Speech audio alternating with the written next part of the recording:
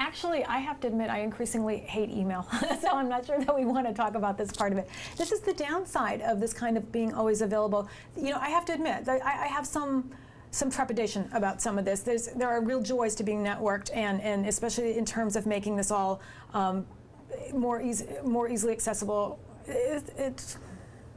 I have mixed feelings about this kind of accessibility. I love it in the classroom when it means that the students and I can share the burden of learning and teaching. I think that's wonderful. Or the joys of learning and teaching, perhaps, is more the answer there. However, I think that it's turned us into people who expect to always be on call for one another. And I know I get resentful when students email me at 3 in the morning and expect to have an answer to their question by 4 in the morning, for instance, which does happen more than you'd think.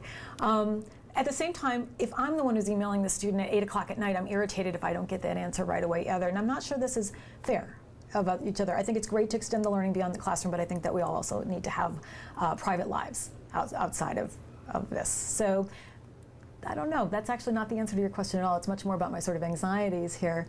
My favorite tool have actually been probably in my capacity as director of the STACK program. What I've really liked are some of the scheduling and planning tools that we've had.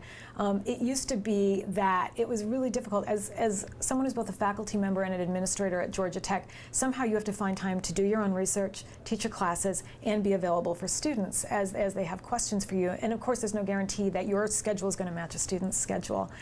And you know, when I first took over as STACK coordinator 3 or 4 years ago, the general policy was, well, sit in your office all day and leave the door open and hope that you catch the students when you catch them, which is not exactly a satisfying situation for anyone.